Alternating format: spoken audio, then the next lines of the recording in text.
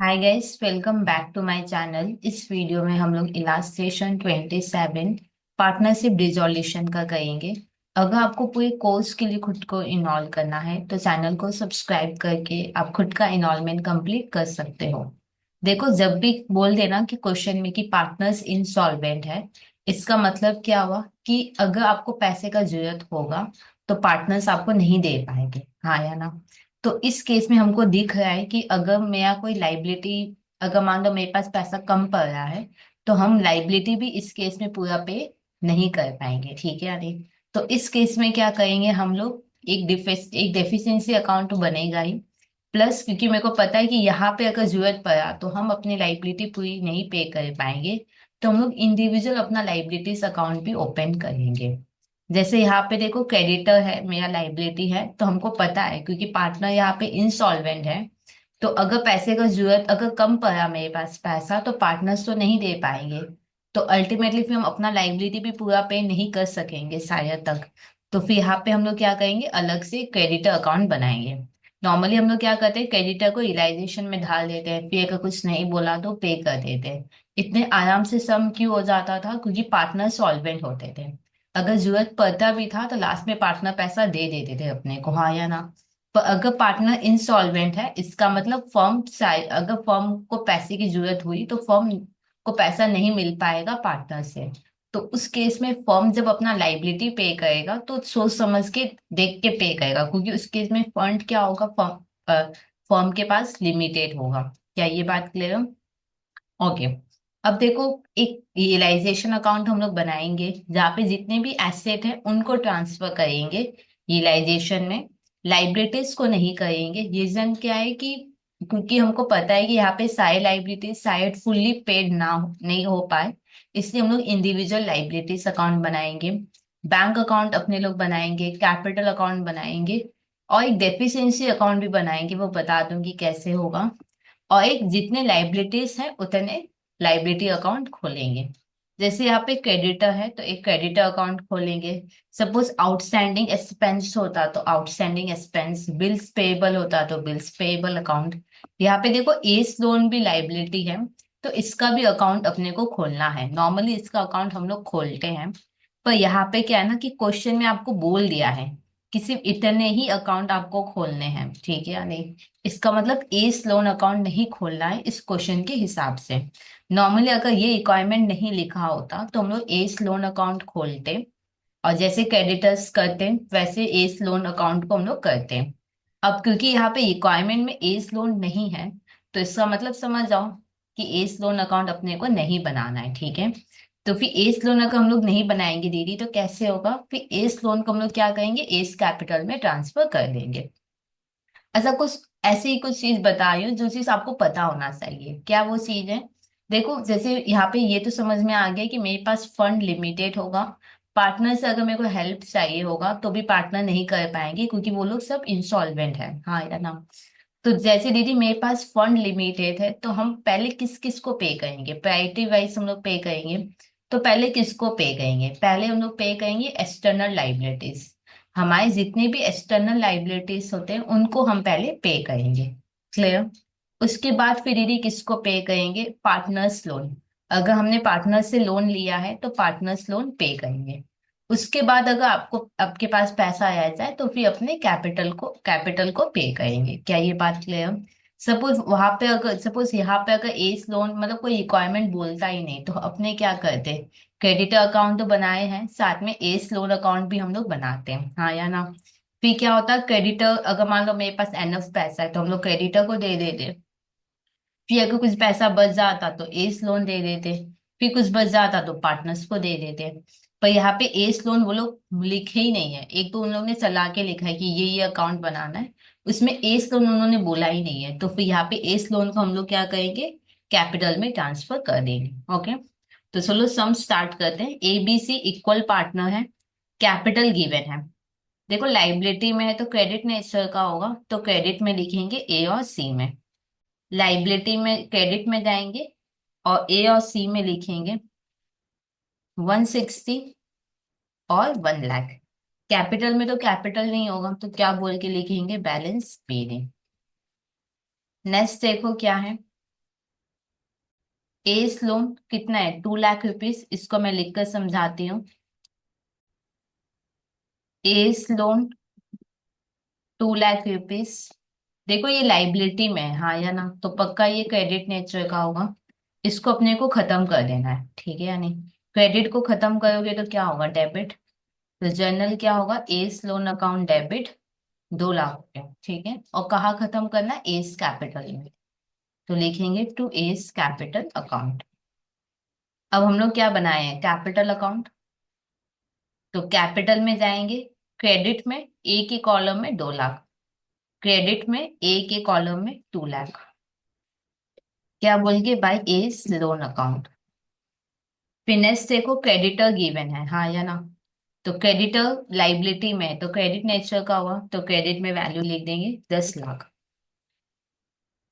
क्या बोल के लिखेंगे, क्रेडिटर में क्रेडिटर थोड़ी ना लिखेंगे, बैलेंस पीडी बोलकर लिख देंगे। फिनेंस देखो एसेट गिवन है, एसेट में देखो बिल्डिंग है, बिल्डिंग क्या हो जाएगा, खत्म हो जाएगा। बिल्डिंग डेबिट होता है, खत्म करोगे तो क्रेडिट होगा। चलो इसको लिख के समझा देती हूँ। बिल्डिंग कितना दिया हुआ है क्वेश्चन में, 4 लाख, हाँ या ना। एसेट में था ये बिल्डिंग, तो डेबिट नेचर का होगा। इसको अपने लोग खत्म करेंगे, जितने भी एसेट होते हैं उनको खत्म कर देते हैं।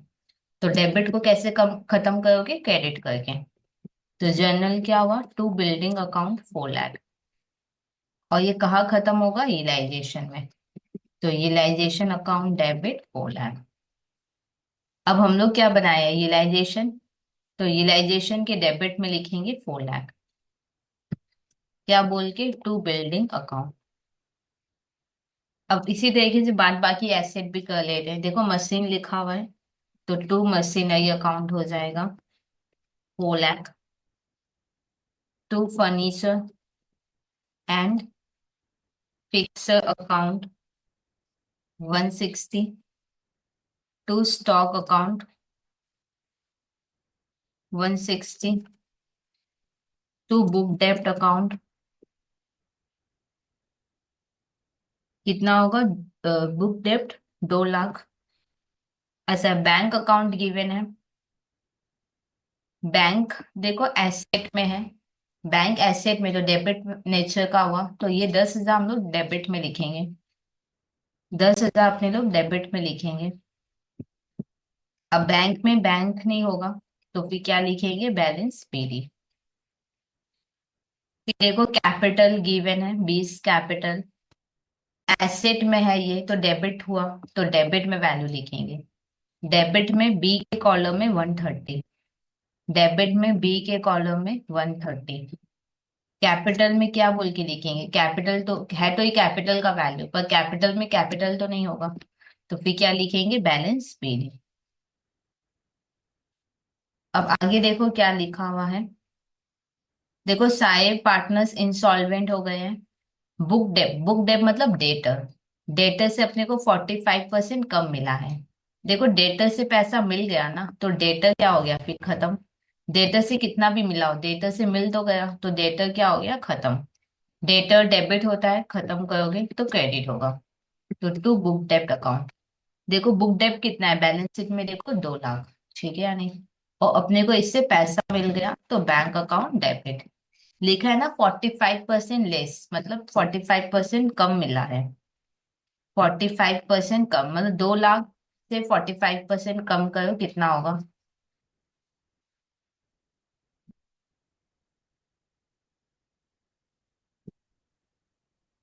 तो होगा 1,10,000, ठीक है।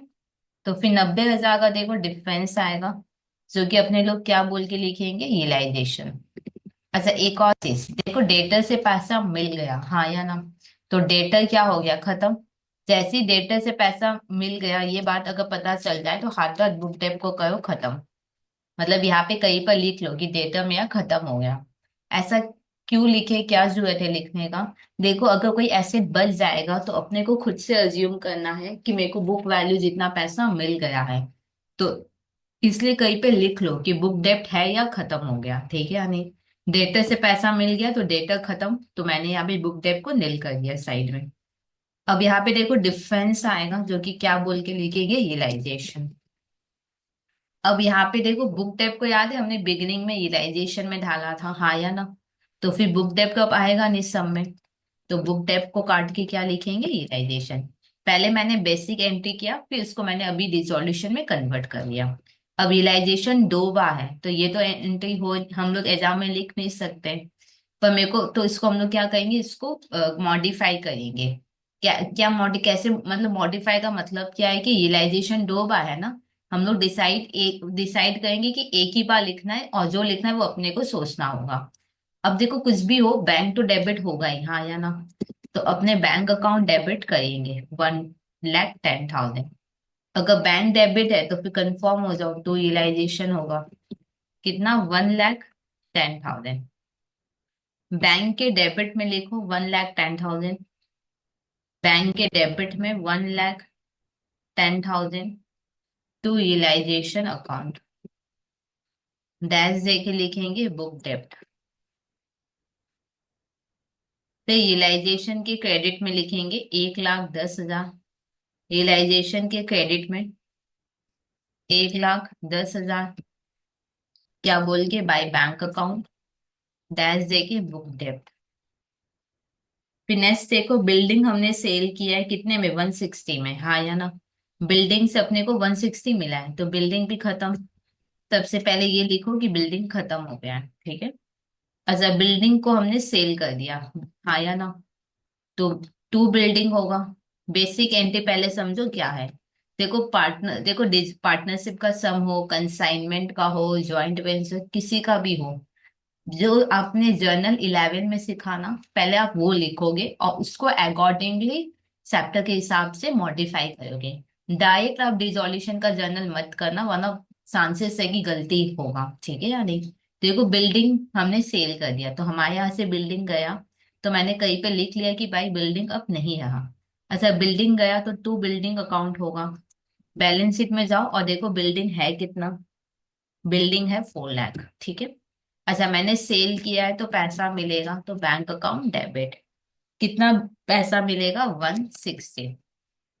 अब जो गैप होगा ना, कितने का गैप आएगा, 240 का जो गैप आएगा वो क्या बोल के लिखेंगे, यूटिलाइजेशन। जो भी गैप आए वो सब यूटिलाइजेशन, ठीक है यानी, क्योंकि कोई भी नया अकाउंट नहीं खुलेगा। जो भी डिफरेंस आएगा सब यूटिलाइजेशन में जाएगा। अब बिल्डिंग याद है वो यूटिलाइजेशन में गया था, हमने सारे एसेट को यूटिलाइजेशन में डाला है। तो अब बिल्डिंग तो है ही नहीं ना, बिल्डिंग यूटिलाइजेशन में जा चुका है तो बिल्डिंग की जगह अब हम लोग लिखेंगे यूटिलाइजेशन। तो अल्टीमेट एंट्री क्या होगा, अल्टीमेट एंट्री होगा बैंक अकाउंट डेबिट। ये तो होगा ही होगा, हाँ या ना। अब आपको कंफ्यूजन था ना कि यूटिलाइजेशन क्या होगा। देखो टू में गैप आया है तो डेफिनेटली टू यूटिलाइजेशन होना है, कितने का, 160 का। अब बैंक के डेबिट में लिखेंगे 160। बैंक के डेबिट में 160 टू यूटिलाइजेशन लिखा हुआ है, डैश दे के लिखेंगे बिल्डिंग। फिर यूटिलाइजेशन के क्रेडिट में 160। यूटिलाइजेशन के क्रेडिट में 160 बाई बैंक लिखा हुआ है, डैश दे के लिख देंगे बिल्डिंग। ये देखो हमने स्टॉक मशीन किया है। एक चीज आप ऑब्जर्व करना ना प्लीज, कि देखो एक शॉर्टकट बताती हूँ, ठीक है यानी, ऑब्जर्व करना कि सही है कि नहीं, ठीक है। पहले मैं बुक डेप का बताती हूँ। देखो डेटर से पैसा मिल गया तो डेटर क्या हो गया, खत्म। आपको पता है अल्टीमेटली एंट्री उतने से हुआ है जितना मेरे को डेटर से मिला है। जैसे डेटर से मेरे को 1,10,000 मिला, हाँ या ना। मैंने भले ही 2 लाख लिखा, 90 लिखा, बहुत कुछ लिखा, हाँ या ना। पर अल्टीमेट एंट्री कितने से आया, जितना मेरे को पैसा मिला, हाँ या ना। वैसे मैं आपको दिखाती हूँ बिल्डिंग का। आपको याद है हमने बिल्डिंग सेल कर दिया था तो बिल्डिंग मैंने नील लिखा। फिर अल्टीमेट क्योंकि मेरे को 160 मिला है तो देखो मैंने बहुत कुछ लिखा है यार, देखो 4 लाख भी लिखा है बिल्डिंग का वैल्यू। फिर लॉस भी लिखा है मैंने। पर अल्टीमेट जर्नल किसका हुआ, जितना पैसा मिला है उसका हुआ। इसका मतलब क्या है कि आप एक शॉर्टकट है जो लगा सकते हो। क्या शॉर्टकट लगा सकते हो, जैसे बिल्डिंग सेल हो गया तो कहीं पे लिख लो कि बिल्डिंग खत्म। अब जितने में मिला है ना उतना ही बुक में रिफ्लेक्ट होता है ऑलवेज, जितना सब मैंने अभी भी करवाया उनमें भी आप एक बार ऑब्जर्व करना। जितने में आपको मिला है पैसा उतने पे ही ये बुक में रिकॉर्ड होगा। लॉस, एक्स बुक वैल्यू, ये सब कहीं पे आते ही नहीं है। जैसे ये देखो, ये एग्जांपल है, ठीक है। तो अब क्योंकि ज्यादा टाइम नहीं है तो शॉर्ट कट लगा के एक बार देखते हैं। अब देखो, स्टॉक है, स्टॉक हमने सेल कर दिया, तो यहाँ पे मैं शॉर्टकट लगा आई हूँ। स्टॉक हमने सेल कर दिया तो मेरे यहाँ से स्टॉक क्या हो गया, खत्म, हाँ या ना। अच्छा, स्टॉक सेल करेंगे तो पैसा मिलेगा, बैंक अकाउंट डेबिट। कितना मिला है स्टॉक सेल करके, 1 लाख। टू क्या होगा, टू रियलाइजेशन होगा। अल्टीमेट एंट्री, ये देखो टू रियलाइजेशन था ना। बैंक डेबिट टू रियलाइजेशन, जो भी मिलेगा बस सीधा दिखाओगे, ठीक है या नहीं। अब बैंक के डेबिट में 1 लाख लिखेंगे, बैंक के डेबिट में 1 लाख। टू रियलाइजेशन लिखा हुआ है ऊपर में, डैश दे के लिख देंगे स्टॉक। फिर रियलाइजेशन के क्रेडिट में लिखेंगे 1 लाख, रियलाइजेशन के क्रेडिट में 1 लाख। बाई बैंक लिखा हुआ है, डैश दे के लिख देंगे स्टॉक। फिर देखो, मशीन है, मशीनरी, मशीन हमने सेल कर दिया, हाँ या ना। तो पहले लिख लो कि मशीन हो गया है खत्म, ठीक है। मशीन हमने 2 लाख में सेल किया है तो अपने को मिलेगा भी कितना, 2 लाख। तो बैंक अकाउंट डेबिट 2 लाख। और टू, सब कुछ करने के बाद टू रियलाइजेशन ही आना है, 2 लाख रुपया, ठीक है। अब हम लोग पोस्टिंग कर लेंगे। बैंक के डेबिट में 2 लाख, बैंक के डेबिट में 2 लाख। टू रियलाइजेशन लिखा हुआ है, डैश दे के लिख देंगे मशीनरी। रियलाइजेशन के क्रेडिट में 2 लाख, रियलाइजेशन के क्रेडिट में 2 लाख। बाई बैंक लिखा हुआ है, डैश दे के लिखेंगे मशीनरी। फिर देखो, फर्नीचर एंड फिक्सर मैंने सेल किया है तो कहीं पे लिख लो कि फर्नीचर एंड फिक्सर क्या हो गया, खत्म। फर्नीचर एंड फिक्सर हमने सेल कर दिया तो ये क्या हो गया, खत्म। अच्छा, फर्नीचर एंड फिक्सर सेल किया है तो पैसा मिलेगा, तो एंट्री होगा बैंक अकाउंट डेबिट। कितना मिला है फर्नीचर एंड फिक्सर से, 40,000। टू क्या होगा, टू रियलाइजेशन। अब टू फर्नीचर, लॉस वॉस सब लिखो, पर अल्टीमेटली टू रियलाइजेशन ही भी आएगा सब में। अब बैंक के डेबिट में लिख लेंगे 40,000, बैंक के डेबिट में 40,000। टू रियलाइजेशन लिखा हुआ है, डैश देके लिखेंगे फर्नीचर एंड फिक्सर। फिर रियलाइजेशन के क्रेडिट में 40,000, रियलाइजेशन के क्रेडिट में 40,000। बाई बैंक लिखा हुआ है, डैश देके लिखेंगे फर्नीचर एंड फिक्सर, ठीक है। अब आगे देखते हैं क्या लिखा हुआ है। अब रियलाइजेशन एक्सपेंस दिया हुआ है। देखो, एक्सपेंस करोगे तो क्या होगा, पैसा जाएगा। अच्छा, बेसिक एंटी एक्सपेंस का क्या होता है, हमने 11 में क्या सीखा था, बेसिक एंटी एक्सपेंस का क्या होगा, expense account debit to bank, हाँ या ना, यही हमने सीखा है। एक्सपेंस करोगे तो क्या होगा, पैसा जाएगा टू बैंक और एक्सपेंस अकाउंट डेबिट, जो कि कितना है, 10,000। अच्छा, यहाँ पे एक्सपेंस अकाउंट नहीं आएगा, जो भी नया अकाउंट होगा सब रियलाइजेशन में जाएगा, तो एक्सपेंस की जगह लिख देंगे रियलाइजेशन। अब रियलाइजेशन के डेबिट में लिखो 10,000, रियलाइजेशन के डेबिट में 10,000। क्या बोल के, टू बैंक अकाउंट, डैश दे के लिख दो रियलाइजेशन एक्सपेंस। फिर बैंक के क्रेडिट में लिखेंगे 10,000, बैंक के क्रेडिट में 10,000। बाय रियलाइजेशन अकाउंट, डैश दे के रियलाइजेशन एक्सपेंस।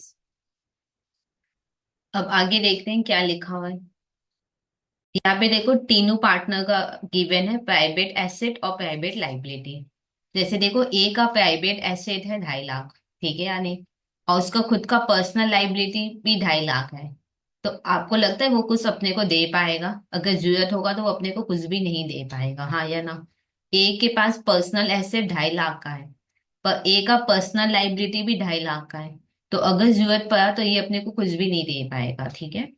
बी का देखो, पर्सनल एसेट है 2 लाख और इसका पर्सनल लाइबिलिटी है 180, हाँ या ना। इसका मतलब बी के पास 20,000 रुपया रहेगा, अगर हमको जरूरत पड़ेगा तो मंगवा सकते हैं।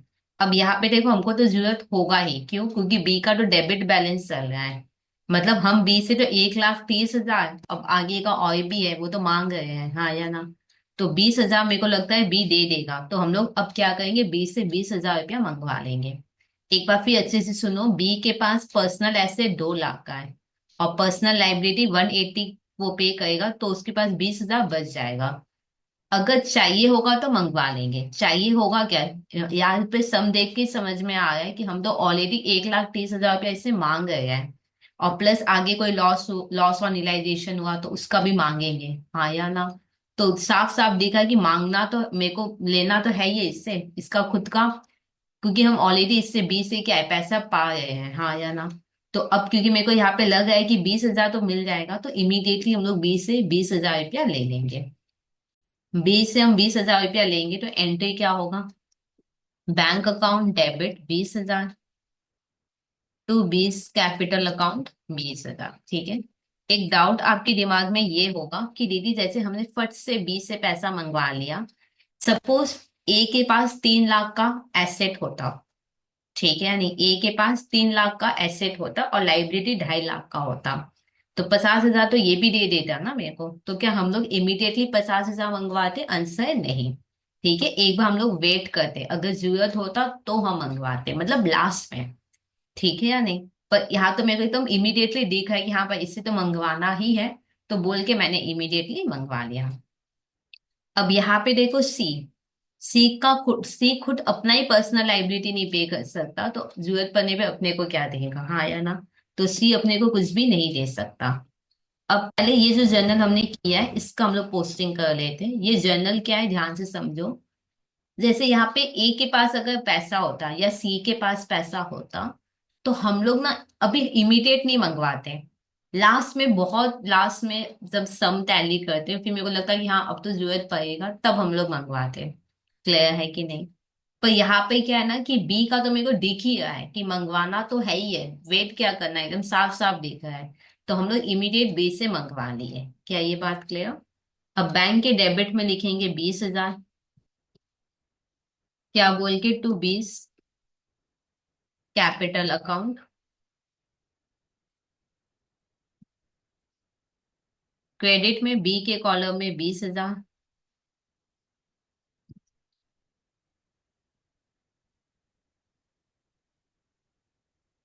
क्या बोल के, by bank account.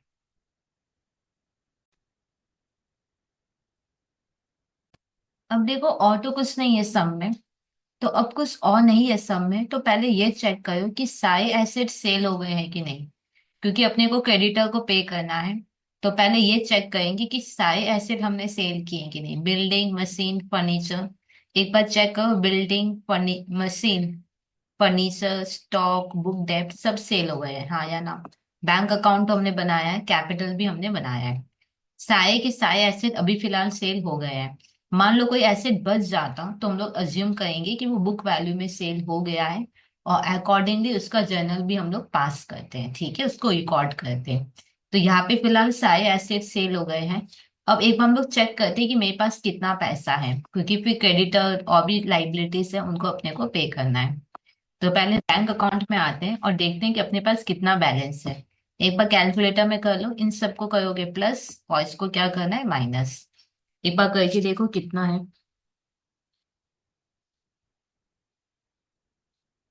120 plus 160, 120 160 plus 3 lakh, 360, 360, 640 -10, 630 देखना हमारे बैंक में बैलेंस है, हाँ या ना। अच्छा क्रेडिटर को देना कितना है, 10 लाख। क्या आपको लगता है अपने लोग 10 लाख क्रेडिटर को दे सकते हैं, नहीं। मेरे पास 630 ही है, तो हम लोग क्रेडिटर को कितना पे कर सकते हैं, 630। तो एंट्री क्या होगा, हम लोग पे कितना कर पाएंगे, 630, और किसको पे करें, क्रेडिटर को, तो क्रेडिटर अकाउंट डेबिट 630। क्या ये बात क्लियर। अब क्रेडिट अकाउंट मैंने बनाया इसलिए था क्योंकि मेरे को भी पता है कि इस बार लाइबिलिटी पूरा पे नहीं होगा, बोल के मैंने इंडिविजुअल लाइबिलिटी अकाउंट बनाया है। तो क्रेडिटर के डेबिट में लिखो 630, क्रेडिटर के डेबिट में 630, क्या बोल के, टू बैंक अकाउंट। फिर क्या करेंगे, बैंक के क्रेडिट में लिखेंगे 630, बैंक के क्रेडिट में 630, क्या बोल के बाई क्रेडिटर अकाउंट, मतलब पहली बार है कि क्रेडिटर अकाउंट भी बुक में आया है। क्यों? क्योंकि सारे पार्टनर इंसॉल्वेंट है और सारा अमाउंट हम लोग नहीं पे कर पाएंगे, इसलिए यहाँ पे पहली बार हमने लाइबिलिटी अकाउंट भी खोला है। ठीक है, अब एक चीज बताओ, 10 लाख का लाइबिलिटी था, मैंने 630 ही पे किया इनको, तो बाद बाकी तो यह गया ना पे करना। कितना यह गया निकालो, 10 लाख, 10 लाख, 10 लाख से, 10 लाख से 630 माइनस करेंगे तो 370 यह गया, हाँ या ना। ये जो 370 यह गया ना, ये हम पे नहीं कर पाए। क्यों नहीं पे कर पाए? क्योंकि पार्टनर इंसॉल्वेंट हो गए, तो ये जाएगा डेफिशिएंसी में। ठीक है, यानी ये जो हम नहीं पे कर पाए, ये हो गया डेफिशिएंसी, तो ये डेफिशिएंसी में चला जाएगा। एक डेफिशिएंसी अकाउंट भी मेरे को बनाना था, यहाँ पे अपने लोग बना लेते हैं एक डेफिशिएंसी अकाउंट भी। जो भी अमाउंट हम नहीं पे कर पाएंगे, किसी को भी, पार्टनर को या किसी को भी हम नहीं पे कर पाएंगे, वो डेफिशिएंसी में चला जाएगा।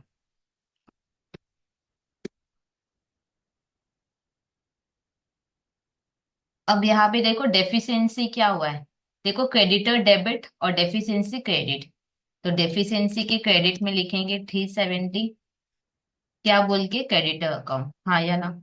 एक बार मैं फिर दिखाती हूँ, देखो क्रेडिटर यहाँ पे क्या हुआ है, डेबिट हुआ है, डेफिशिएंसी क्रेडिट, तो डेफिशिएंसी के क्रेडिट में 370, क्या बोल के बाई क्रेडिटर। अब अपने लोग क्या करेंगे, यूटिलाइजेशन को टैली करेंगे, जो भी डिफरेंस आएगा वो पार्टनर में डिवाइड होगा, तो टोटल करो कितना आएगा,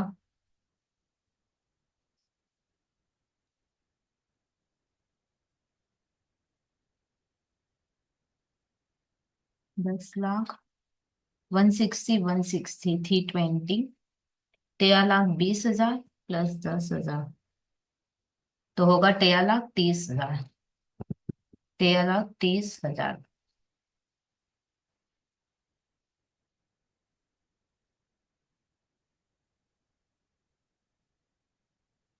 माइनस करेंगे कितना होगा,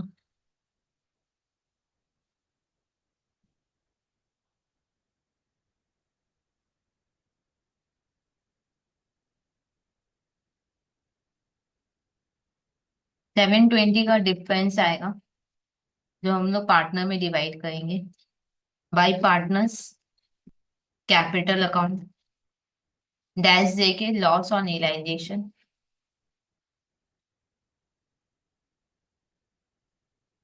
ABC,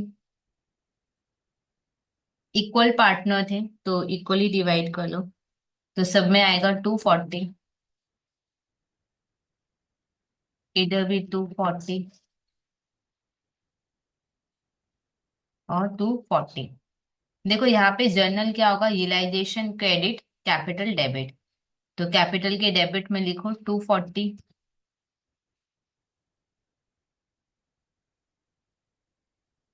क्या बोल के टू यूटिलाइजेशन अकाउंट, डैश देके लॉस ऑन यूटिलाइजेशन। अब क्या करेंगे, कैपिटल को टैली करो। ठीक है, नॉर्मली क्या होता था कि नॉर्मली क्या होता था कि अगर मेरे को जरूरत होता तो हम पे कर देते थे। क्यों? क्योंकि पता है कि पीछे पार्टनर्स है, हाँ या ना। नॉर्मली क्या होता था कि हम पे कर देते थे अगर पे करना होता, क्योंकि फंड लिमिटेड नहीं होता था, जरूरत पड़ने पे पार्टनर से मंगवा लेते थे, और अगर उनको देना है तो वो दे देते थे। पर यहाँ पे पता है कि ना हम दे सकते हैं, मेरा पूरा बैंक बैलेंस क्या हो गया, यूज हो गया है, हाँ या ना। मेरा पूरा बैंक बैलेंस 630 बचा बचा हुआ था, जो हमने क्रेडिटर को दे दिया है। मेरे बैंक में 1 रुपया नहीं है, अगर जरूरत पड़ेगा तो हम किसी को भी पे नहीं कर सकते हैं, और वहां पार्टनर इंसॉल्वेंट है तो पार्टनर भी हमको नहीं दे सकते हैं, तो ना हम दे सकेंगे ना पार्टनर दे सकेंगे, तो अब जो भी गैप आएगा वो टू बैंक बाई बैंक तो हो नहीं सकता, तो फिर क्या होगा, टू डेफिशिएंसी या बाई डेफिशिएंसी होगा। तो चलो कैपिटल अकाउंट टैली करते हैं, कितना होगा, 360, इधर भी होगा 360, सॉल्व करते हैं, इधर कितना आएगा, 360 माइनस 240, 120 आएगा, और इधर है 130 प्लस 240, तो 370, इधर भी 370, 350 होगा, और इधर होगा 240, 240, तो इधर होगा 140। नॉर्मली टू बैंक मतलब हम पे कर देते थे, और बाई बैंक मतलब पार्टनर से मिलता था। यहाँ पे ना हम पे कर पाएंगे ना पार्टनर पे कर पाएगा, तो टू बैंक बाई बैंक नहीं होगा। तो टू डेफिशिएंसी बाई डेफिशिएंसी, इधर लिखेंगे टू डेफिशिएंसी, और इधर हो जाएगा बाई डेफिशिएंसी अकाउंट। अब यहाँ पे देखो कैपिटल डेबिट हुआ है, हाँ या ना, और डेफिशिएंसी क्रेडिट। तो डेफिशिएंसी के क्रेडिट में 120 लिखेंगे, और ये कौन है, ए है, हाँ या ना, तो लिख देंगे बाई एस कैपिटल अकाउंट। फिनेस देखो क्या है, यहाँ पे देखो कैपिटल क्रेडिट हुआ है, हाँ या ना, तो डेफिशिएंसी क्या हुआ है, डेबिट। तो डेफिशिएंसी के डेबिट में लिखेंगे 350 और 140, 350 और 140 और 140, ठीक है। क्या बोल के लिखेंगे, पार्टनर का नाम लिख देंगे टू बीस capital account, to C's capital account, ठीक है। अब देखते हैं कि और क्या क्या करना है। देखो रियलाइजेशन में यार टैली हो गया, बैंक अकाउंट कर लो, टैली हुआ हुआ ही मिलेगा, 640 टोटल आया हुआ है, ठीक है। 640 टैली हुआ हुआ है बैंक, ठीक है। कैपिटल मैंने टैली कर लिया, क्रेडिटर्स भी टैली हो गए हैं। अब डेफिशिएंसी को टैली करना, वो अपने आप टैली होगा। जैसे इधर करती हूँ 370 प्लस 120 करती हूँ, तो इधर में आया है 490, और इधर भी 490 ही आएगा। एक बार चेक कर लेते हैं, इधर भी आया 490। एक चीज ध्यान रखना, डेफिशिएंसी अकाउंट लास्ट में टैली करेगा, ठीक है या नहीं। तो ये सम कंप्लीट हुआ, कोई डाउट है जाए तो कमेंट सेक्शन में लिख सकते हो, और अगर अभी तक आपने खुद को इनॉल्व नहीं किया तो प्लीज चैनल को सब्सक्राइब करके आप खुद का इनॉल्वमेंट कंप्लीट कर सकते हो।